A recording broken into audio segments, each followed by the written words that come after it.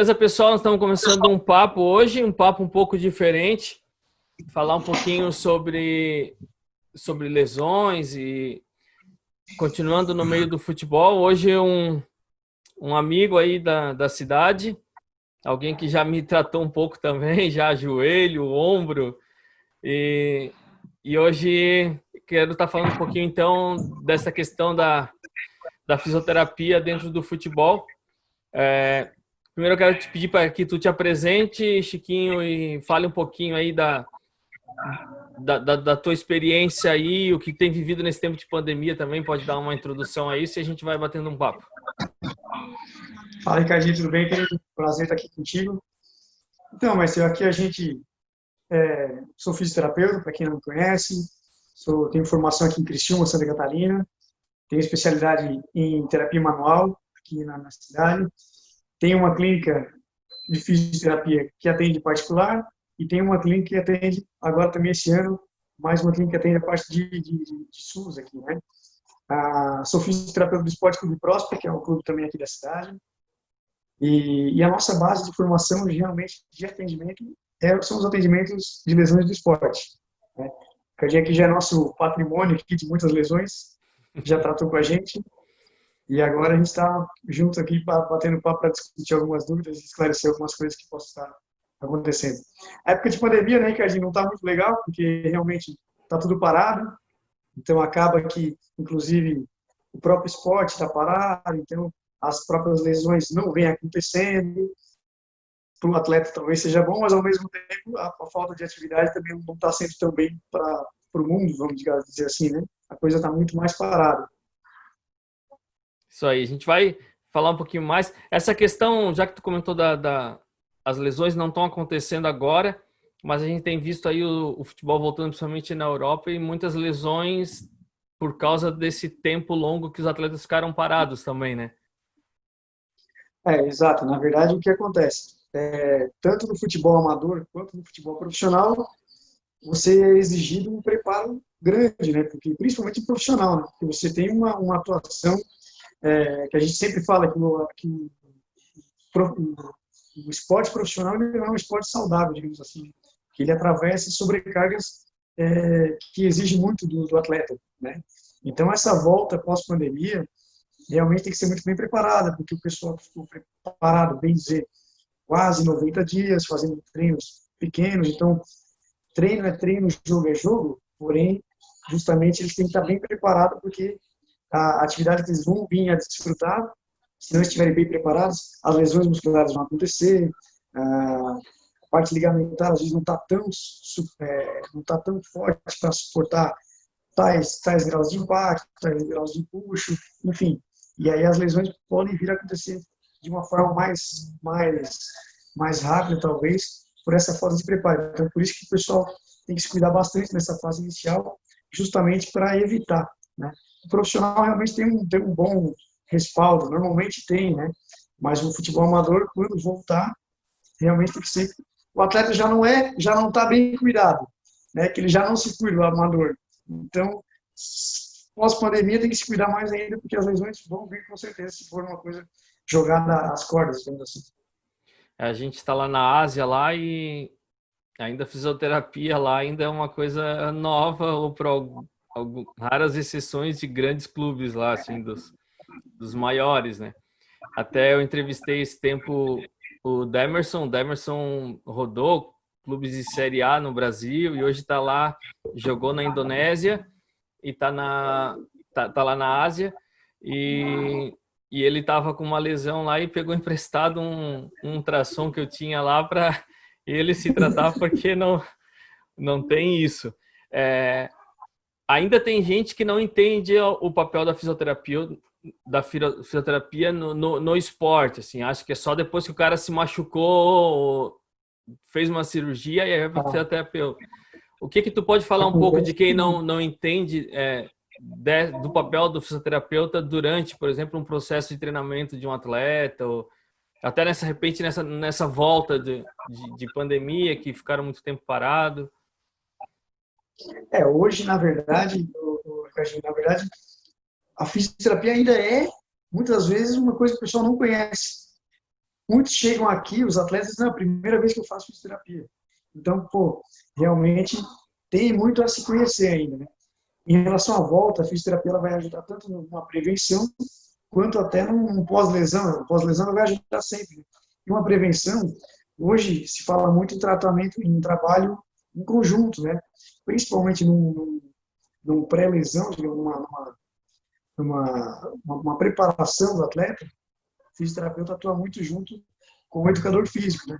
Com trabalhos de força, de propriocepção, de estabilização articular, até de mensuração, né, de força. Hoje a gente tem alguns aparelhos que podem fazer essa mensuração e graficamente hoje você tem tecnologia para fortalecer e trabalhar os lados mais fracos, né, estabilizar um lado que ele pode mais, treinar um lado que ele é menos favorecido, enfim, tudo pela questão de força, de comprimento muscular, de alongamento muscular, de flexibilidade, de condicionamento.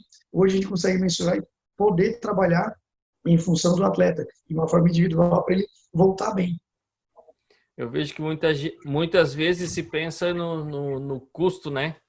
Se fala muito em, principalmente a gente que vê que não é o alto nível, é o profissional, mas não tão alto nível assim. Aí o clube sempre querendo diminuir a questão de despesa, diminui a comissão técnica e não entende que de repente essa parte inicial de prevenção é muito mais barato do que deixar um atleta parado durante um tempo depois pós-cirúrgico e de tratamento, né? Isso, na verdade, Ricardo, vai muito do clube, né? Hoje, por exemplo, eu vou dar dois exemplos aqui na nossa cidade, né? Criciúma tem o Criciúma Esporte Clube e tem o clube o Próspera, né? O Criciúma tem uma equipe, né, multidisciplinar que ela é oficialmente muito boa, né? Desde o médico, preparador físico, fisioterapeuta, tem um educador físico que faz só o trabalho de transição da fisioterapia para a academia, para o jogo, enfim, é uma estrutura muito grande. E claro que se tem um custo disso, né? Mas não é todo clube, né, de primeira, de segunda, terceira divisão que tem uma estrutura dessa para suportar. Aí eu vim falar do Próspera, que é da mesma cidade. Então, assim, ali no Próspera nós tínhamos um fisioterapeuta, no caso eu, um médico, um clínico geral, né, e mais um massagista. Né? Então, assim, é outro nível de trabalho e até pelas dificuldades, né? Você não tinha estrutura para poder atender os atletas, você tem que usar de artimanhas para poder atender. Então, não é fácil. Se você tem um investimento, as coisas até se tornam mais fáceis. Mas como a coisa não é tão valorizada e o custo realmente às vezes se torna mais alto e o clube não tem esse suporte, aí acaba que realmente você não consegue dar todo o apoio para o atleta. É isso, quem sofre somos todos, né? Uhum. Deixa eu te perguntar, indo um pouquinho para o amador, principalmente porque acaba assistindo esses nossos vídeos aqui, alguns atletas que estão lá pelo Timor-Leste, pela região lá da Ásia, e que é amador, porque às vezes tem pouco treino na semana, a parte física é o atleta que faz sozinho, se machucou ele que vai se tratar. Qual é a maior demanda de tratamento assim de atleta de amador? Ela é uma parte muscular, é a questão do choque mesmo, de trauma? Como é que é? Que passa por ti aí? Cardinho, aqui passa, na verdade, assim, ó, de tudo, né? Mas realmente a base, geralmente, são lesões musculares, né? Estiramentos musculares, né? Contraturas musculares, justamente por causa do trauma. E aí, passando essa etapa de lesões musculares, onde a gente fala sempre de rompimento muscular, estiramento, grau 1, 2, umas contraturas musculares, daí a gente passa para entorses ligamentares, né? Que vai ser principalmente de tornozelo e joelho. Geralmente, quando você fala em futebol amador, você vai ter lesão muscular, entorses de joelho e tornozelo. Até pelo trauma, diria até que é a menor demanda, a pancada no si, né? Geralmente, as lesões musculares são por explosão, são por um choque um contra o outro, mas não de pancada. Né? A maioria, geralmente, vem até sozinhos, o pessoal se machuca. E Mas é uma pode coisa colocar como E é uma coisa que Como seria evitada, né? poderia, pode ser evitado, né? Claro que o choque, às vezes, né, a, a colisão junto da grama, junto da grama sintética, enfim, ela, às vezes a musculatura não vai aguentar e a Sim. lesão vai ocasionar de qualquer jeito. Mas pode ser sempre evitado o índice de uma demanda maior. Até mesmo essas torções, se tivesse uma musculatura mais bem preparada também, de repente eu Aguentaria muito mais, aguentaria mais, né? com E certeza. aí na nossa região até tivemos algumas entrevistas com o pessoal da região aí, que estão trabalhando como treinadores. A gente tem e tu é um desses atletas de escola aí, jogar as Qual que é o disputas tempo? escolares. Não, mas eu sei que tá te aventurando ainda nos ex-alunos maristas aí, nas Olichamp, nas coisas. Ah, o que eu lembro quando eu me tratava aí contigo, eu passava alguns adolescentes por aí. O que tu pode falar assim sobre lesões na nessa parte, nos primeiros anos da vida competitiva assim de atleta mais escolar assim? Quando você fala em escolar, você fala em criança assim de 8 a 12 anos, assim, ou já está É, falando de 12 a não, 15? acho que a gente pode falar dos dois até os 12 e ali a partir dos 12 que já aumenta mais, já temos meninos que jogam na escola, já vai no Criciúma, aí já aumenta um pouquinho a- Hoje aqui, por exemplo, agora exatamente aqui na clínica está tendo aquele um funcional soccer, que é o Gustavo, meu educador físico, que trabalhava no no Criciúma, inclusive, Criciúma, sim. está fazendo ali um treinamento com os atletas que estão parados. Do Criciúma, ele trouxe para a clínica para manter os meninos preparados, né? Justamente porque na idade deles, oficialmente ainda está crescimento ósseo, formação aí, então assim, aí evitar lesão é muito importante, porque com as lesões mais severas nessa idade é capaz de trazer sequelas futuras, né? Já quando você fala numa formação de 14, 17, que era quando eu joguei e depois segui um pouquinho mais, aí você já está praticamente com uma musculatura muito mais formada, né? Já tem um impacto maior, já é um trabalho já mais competitivo, que te, que te pede uma musculatura, um corpo para você aguentar o negócio, né? Então, quando se fala de lesões em idades mais avançadas, assim, desse período juvenil, digamos assim, aí você já tem, eu tenho aqui o São Bento, o futsal de São Bento, é lesão ligamentar, é lesão, é entorse de joelho, é lesão de tornozelo. Mas o que é isso, Ricardinho? É sobrecarga. Infelizmente, todo futebol, todo treinamento esportivo, seja amador ou não, é sobrecarga. Então, tu imagina essas crianças, as pessoas os jovens, os juvenis ali que treinam para jogar, já se machucam. Os nossos amadores aqui, grandes amigos que a gente tem também, né, que só jogam no final de semana para ganhar aquele envelope, né, e se autotreinam, a preparação é muito menor. Então, a chance de lesionar é muito maior, né? Até porque lá ninguém está nem aí, não é a vida do cara, ele está lá para brincar. É um Uhum. extra a mais. Então, o pessoal pensa tipo, que pode se machucar ou não e não se prepara. Ele quer só ganhar o final de semana, né, um pouquinho, se divertir, mas ao mesmo tempo não pensa que pode se machucar e não se prepara para isso. Eu sei que o assunto ele é longo, mas essa questão também desses mais novos aí, a precocidade, ela é um fator bem de alto risco, assim, para a questão de lesão também, né? Além do alto risco, na verdade, também você não pode dar muita carga para esses atletas, né? Porque você está em fase de crescimento, você não pode atrapalhar essa fase que a criança tem, né? Então você não pode dar sobrecarga para eles, né? Principalmente a questão de academia, musculação. Então o treinamento geralmente fica em base de propriocepção, equilíbrio, estabilização articular, né? E sem dar muita força, carga, né? Nessa área fisioterapeuta, tu acha que, vamos falando assim, até os 12, 13 anos, porque eu acho que depois começa já a ficar mais específico, mas é, a, de repente a criança participar de outras modalidades, de mais de uma modalidade, em vez de, por exemplo, todos os dias só joga futebol ou joga futsal e futebol de campo. Isso ajudaria, né, nessa parte, pelo menos de uma desenvolvimento maior corporal dele como um todo, assim, ou de repente diminuiria essa coisa de repetição demais também? O que tu pensa sobre isso? Porque, particularmente, né, tudo que é repetição, você cria um treinamento e cria você fica mais apto, né? Se você arremessar 10 vezes uma bola na cesta, todos os dias, daqui a pouco você está no automático, né? Como o Oscar fazia, digamos assim, né? Uhum. Só que, assim, o meu pensamento em termos de repetição de treinamento, né? Se você tem uma estrutura para aguentar, faça. Agora, quando você está se excedendo, em qualquer esporte, em qualquer.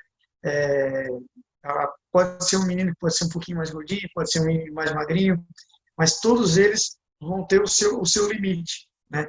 Quando você ultrapassa o seu limite, você vai estar fazendo mal para o seu corpo. E pode trazer as lesões, principalmente quando se fala de lesão do esporte. Né? Quando você está fazendo mais do que você pode, as lesões acontecem. Vou falar, por exemplo, aqui, uma coisa que está muito na moda, né? Vamos dizer o CrossFit. CrossFit é uma coisa que ele é muito legal, porém ele é bem desafiador, né?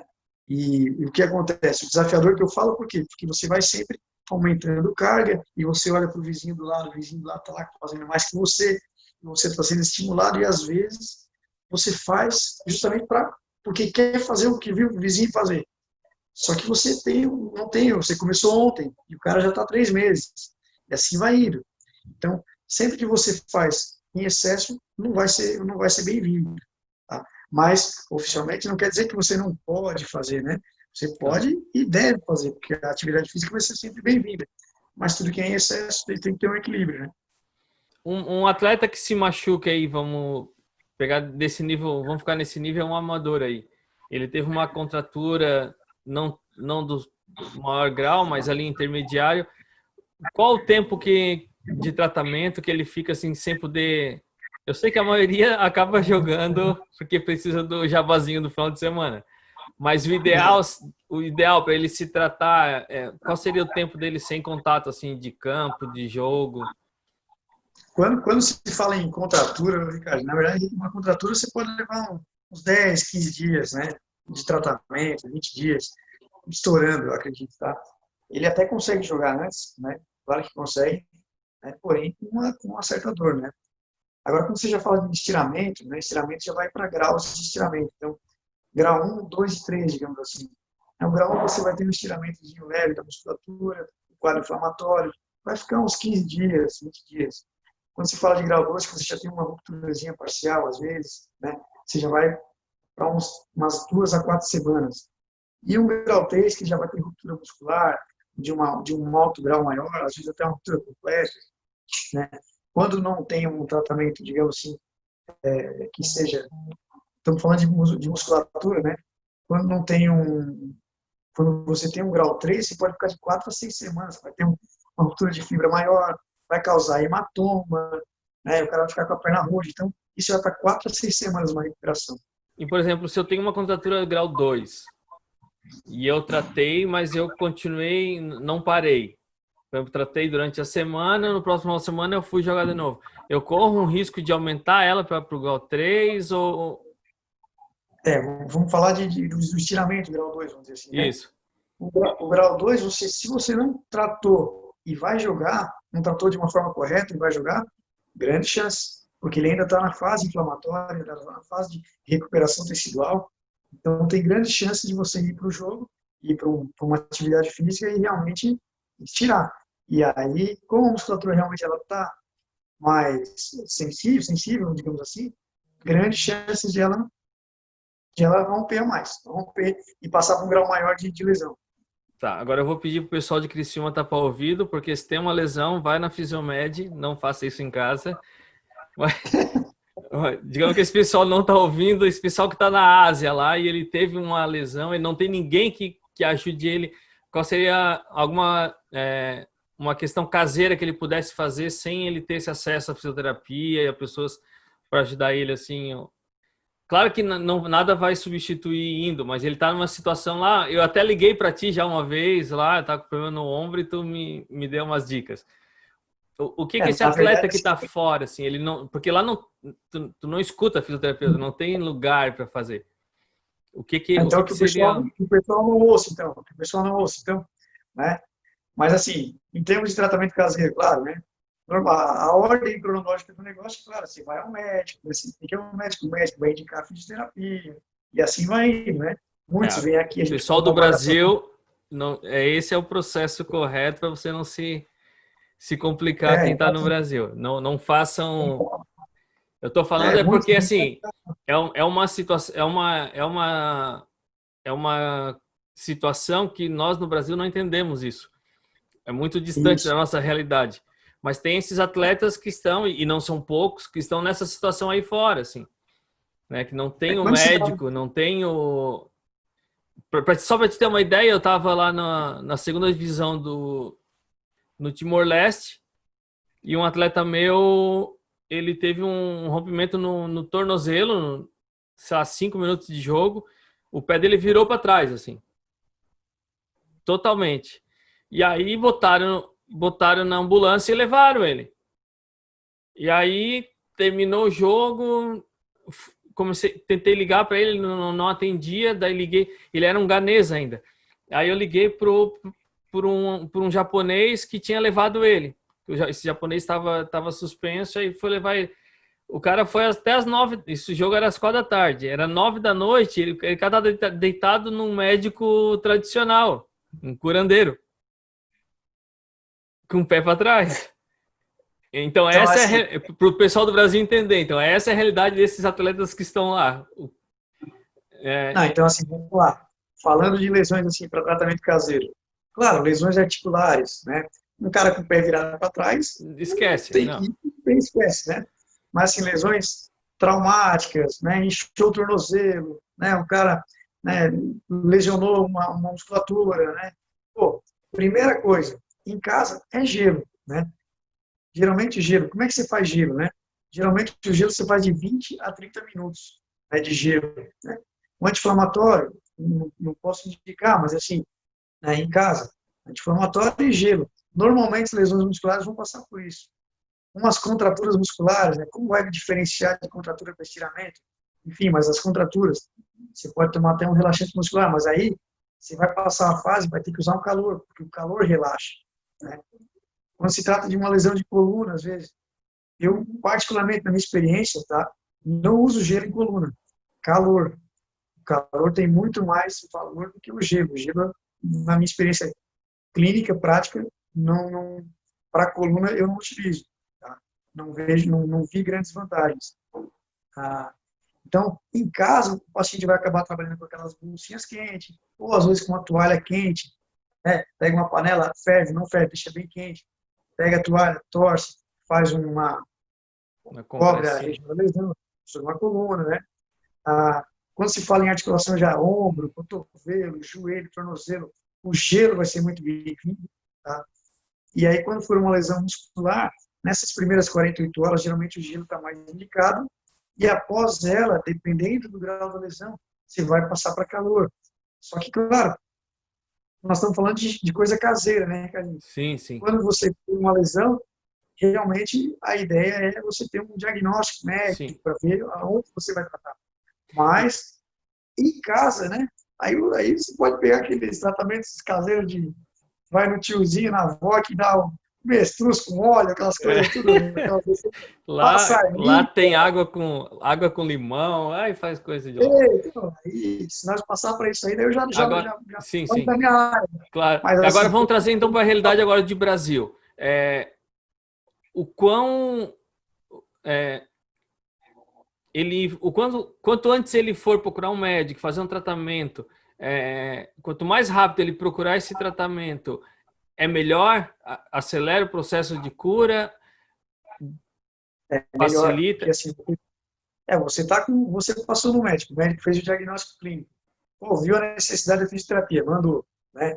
Então, quanto melhor e antecipar a tua recuperação, mais rápida, aliás, antecipar o começo do tratamento, mais rápida a tua recuperação, né? Então, você vê assim, por exemplo, vou te dar um caso simples aqui. Chegou ontem uma recuperação de um ligamento cruzado pós-cirúrgico, certo? Que ele fez a cirurgia, chegou ontem com 14 dias de cirurgia. Pô, com 15 dias ele tira os pontos e ele já começa uma nova fase dentro da fisioterapia. Só que ele chegou ontem. Então, assim, ele chegou ontem, ele vai passar aquela primeira etapa ainda, que ele poderia ter começado com os pontos. Então, assim, já vai 15 dias de atraso na recuperação. O ligamento cicatriza em 6 meses? Cicatriza. Só que, claro, a tua recuperação funcional pode demorar mais. Sim. Então, tudo depende muito da disciplina do paciente em poder tratar a sua patologia. O meu ombro, eu operei, tu começou a tratar, eu fui tirar os pontos, já estava levantando o braço já, não. E cheguei com o braço travado. E aí, claro, vai de lesão a lesão, né?